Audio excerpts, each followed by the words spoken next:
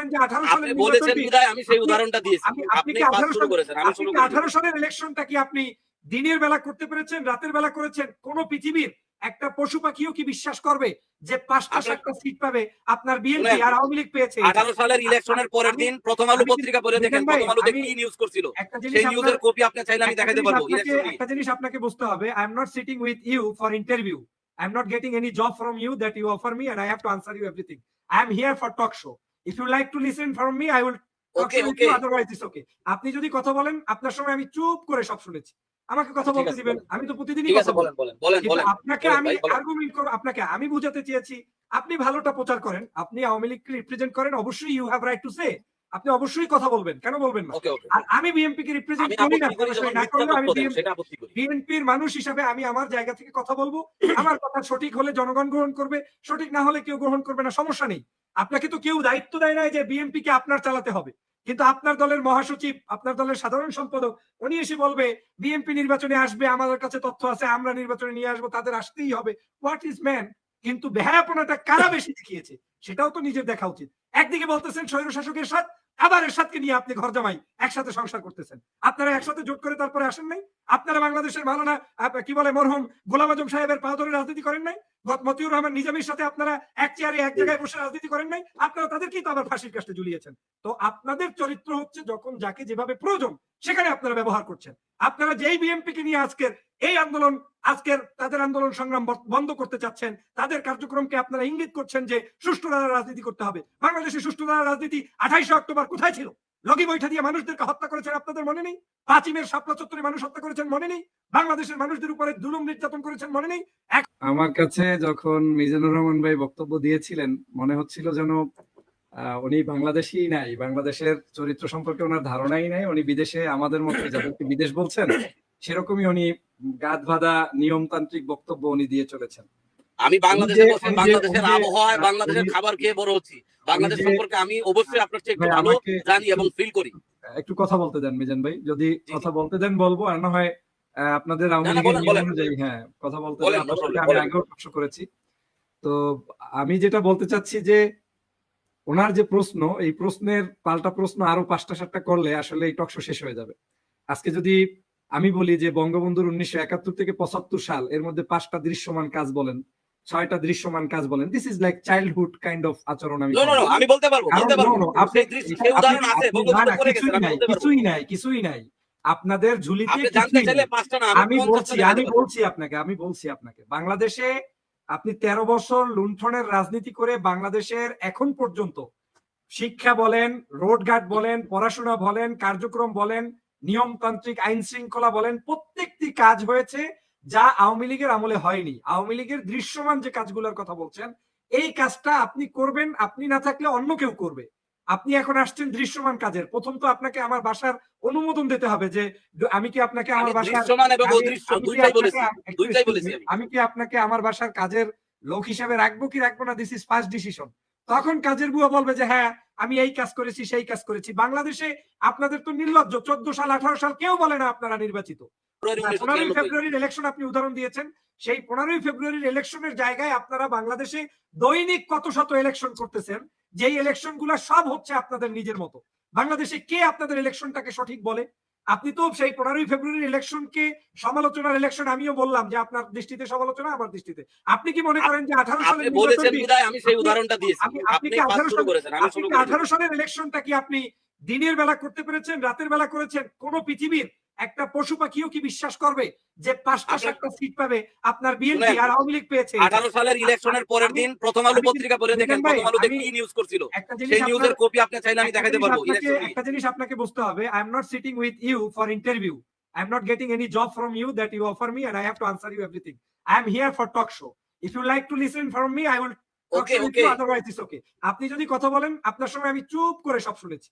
আমাকে কথা আচ্ছা ঠিক বলতে আছে দিবেন। বলেন। আমি তো প্রতিদিনই ঠিক কথা আছে বলি। বলেন, বলেন, বলেন, কিন্তু বলেন। আপনাকে বলেন আমি ভাই, বলেন। আর্গুমেন্ট করব, আপনাকে আমি বুঝাতে চেয়েছি আপনি ভালোটা প্রচার করেন, আপনি আওয়ামী লীগকে রিপ্রেজেন্ট করেন, অবশ্যই you have right to say. আপনি অবশ্যই কথা বলবেন, কেন বলবেন না? ওকে, ওকে। আর আমি বিএনপি কে রিপ্রেজেন্ট আমি করি না, আপত্তি করি সরাসরি যখন না মিথ্যা করলেও আমি তথ্য দেন, সেটা আপত্তি করি। বিএনপির মানুষ হিসাবে আমি আমার জায়গা থেকে কথা বলবো। আমার কথা সঠিক হলে জনগণ গ্রহণ করবে, সঠিক না হলে কেউ গ্রহণ করবে না, সমস্যা নেই। আপনাকে তো কেউ দায়িত্ব দেয় নাই যে বিএনপি কে আপনার চালাতে হবে। কিন্তু আপনার দলের মহাসচিব, আপনার দলের সাধারণ সম্পাদক উনি এসে বলবে বিএনপি নির্বাচনে আসবে, আমাদের কাছে তথ্য আছে, আমরা নির্বাচনে নিয়ে আসবো, তাদের আসতেই হবে। What is man for what? আপনার কথায় বিএনপি চলে? আপনি বলেন যে আওয়ামী লীগ আপনার শেখ হাসিনা বিএনপি কে চালানোর জন্য বসে থাকে, প্রতিদিন আপনার পেজে থেকে বিএনপির নামে সারা দিন আপনারা গল্প কাহিনী করেন যে বিএনপির কোনো পাত্তা নেই বাংলাদেশে আপনার দৃষ্টিতে, তাহলে সেই বিএনপি কে নিয়ে এত গল্প গুজব আপনার করার দরকারটা কি? আপনি বলেছেন কি জেল খেটেছে, আপনি কি নিজের ইতিহাস জানেন না? বঙ্গবন্ধু কি জেল খাটে নাই? আপনি তারেক রহমানের সম্পর্কে আপনি বলেন, তাহলে বঙ্গবন্ধু পাকিস্তানের জেলে কেন ছিল? জেল এটা রাজনৈতিক শোভা এবং রাজনৈতিক শিষ্টাচারের একটি অংশ। জেল, জুলুম, অত্যাচার এটা তো বিএনপি সহ্য করেছে, এটা তো করবে। Number one. 2 নম্বর হচ্ছে আপনারা তাদেরকে জুলুম করে নির্যাতন করে তারপরে জেল দিয়েছেন। যেটা আপনারা খেটেছেন, স্বেচ্ছায় খেটেছেন, আর বিএনপি খাটছে তাদের উপরে আপনাদের এই তোহমাত দিয়ে তাদের উপরে জুলুম করে আপনারা খাটাচ্ছেন। আপনি উদাহরণ সৃষ্টি করলেন দেশনেত্রী বেগম খালেদা জিয়া নিয়ে। আপনার তো লজ্জা করা উচিত যে বাংলাদেশে মাত্র 2-3 দিন আগের উদাহরণ, হাজী সেলিম সাহেব 10 বছরের কারাদণ্ড মাথায় নিয়ে বাংলাদেশ থেকে থাইল্যান্ডে গিয়ে চিকিৎসা নিয়ে 4 দিন পরে আবার মালয়েশিয়া বাংলাদেশে ফেরত আসে। এটা কোন দেশে বসবাস করছেন? আর সেই দেশেই আপনি দেশনেত্রী বেগম খালেদা জিয়ার 2 কোটি টাকার মামলায় তাকে চিকিৎসার জন্য আপনি বিদেশে যেতে দিতে পারেন না। এই তো আপনার গণতন্ত্র। আপনার গণতন্ত্র কোথায়? যেখানে ইউনিয়ন পরিষদ নির্বাচন হয়েছে, আওয়ামী লীগ ইলেকশন করেছে, সেই নির্বাচনে 125 জনের উপরে মানুষকে আপনারা নিজেরা হত্যা করেছেন। সেখানে তো জামাত বিএনপি ছিল না, সেখানে তো আপনার অন্য কেউ ছিল না। আপনি বলছেন উন্নয়ন সমস্ত জায়গায়, আপনারা রাস্তায় যে মানুষ মারছেন আওয়ামী লীগের মানুষ মারছেন। বিপ্রজিৎ কি ছাত্র শিবিরের কেউ? বিপ্রজিৎ হত্যা বাংলাদেশে কে করেছে?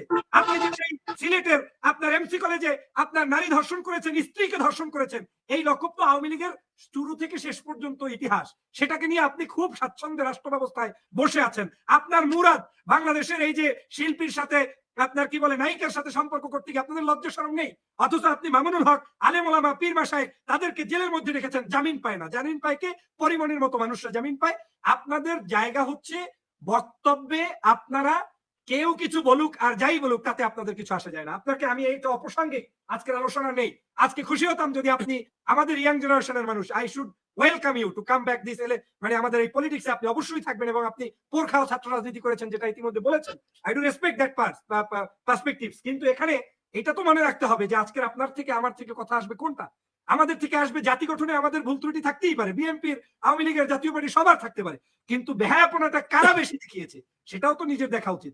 একদিকে বলতেছেন স্বৈর শাসকের সাথ, আবার এরশাদকে নিয়ে আপনি ঘর জামাই একসাথে সংসার করতেছেন। আপনারা একসাথে জোট করে তারপরে আসেন নাই? আপনারা বাংলাদেশের মাওলানা কি বলে মরহুম গোলাম আজম সাহেবের পা ধরে রাজনীতি করেন নাই? মতিউর রহমান নিজামীর সাথে আপনারা এক চেয়ারে এক জায়গায় বসে রাজনীতি করেন নাই? আপনারা তাদেরকেই তো আবার ফাঁসির কাস্টে ঝুলিয়েছেন। তো আপনাদের চরিত্র হচ্ছে যখন যাকে যেভাবে প্রয়োজন সেখানে আপনারা ব্যবহার করছেন। আপনারা যেই বিএনপি কে নিয়ে আজকের এই আন্দোলন, আজকের তাদের আন্দোলন সংগ্রাম বন্ধ করতে চাচ্ছেন, তাদের কার্যক্রমকে আপনারা ইঙ্গিত করছেন যে সুষ্ঠু ধারার রাজনীতি করতে হবে। বাংলাদেশে সুষ্ঠু ধারার রাজনীতি 28 অক্টোবর কোথায় ছিল? লগি বৈঠা দিয়ে মানুষদেরকে হত্যা করেছেন, আপনাদের মনে নেই? 5 মের শাপলা চত্বরে মানুষ হত্যা করেছেন, মনে নেই? বাংলাদেশের মানুষদের উপরে জুলুম নির্যাতন করেছেন, মনে নেই? এখন তৈলের দাম আপনি একদিনে বাড়িয়ে 38 টাকা, মানে 125 টাকা মূল্যের তৈল আপনি করে দিয়েছেন 200 টাকা। আপনাদের শরম লজ্জা কিচ্ছু নেই। আমরা বিদেশে থেকে আমরাও তো খাই, আমরাও তো পড়ি। আপনাদের দুর্নীতির জায়গাটা হচ্ছে দৃশ্যমান দুর্নীতি। আপনি বলেছেন না উন্নয়ন দৃশ্যমান, দুর্নীতিও আপনাদের দৃশ্যমান। পৃথিবীর ইতিহাসে বাংলাদেশ বলতে পারবে স্বাধীনতার 50 বছরে, সে আওয়ামী লীগ হোক, বিএনপি হোক, জামাত হোক, জাতীয় পার্টি হোক, 50 বছরে কোনোদিন স্যাংশন খায় নাই। আপনাদের সেই বাকশালেও খায় নাই, জাতীয় পার্টির এরশাদের আমলেও খায় নাই, এই বিএনপি যাকে বলেন পচা সরকার তাদের আমলেও খায় নাই। আপনারাই করেছেন। গুম খুনের রাজনীতি কারা করেছে? 600 মানুষকে হত্যা করেছেন, 600 মানুষকে গুম করেছেন। তাহলে চ্যালেঞ্জ দিয়ে বললাম বিএনপির গুম খুন আপনি দেখান। আপনি দেখাবেন 2-1টি সভা সমাবেশের বোমা পটকেল, এছাড়া আপনার কাছে কোনো ঝুলি নেই। আওয়ামী লীগ কি করেছে? আওয়ামী লীগ ওই জায়গায় সুষ্ঠুভাবে করেছে, মানুষগুলোকে ধরে ধরে মৃত্যুবরণ করে দিয়েছে, বাসার ভিতরে গুম করে দিয়েছে, কাউকে ইন্ডিয়ান বর্ডার ক্রস করে পাঠিয়ে দিয়েছে। এই হচ্ছে আপনাদের রাজনীতি। সে কারণে আমি বলতে চাই যে আজকের এই ভয়াবহতা, আজকের এই জায়গা থেকে উত্তরণের জন্য স্যাক্রিফাইস সবাই কিন্তু করছে। এই বিএনপি বলেন, বিরোধী মতের মানুষ বলেন, দীর্ঘ 13 বছর পর্যন্ত কিন্তু এখনো কিন্তু তারা শ্রীলঙ্কা সাজে নাই।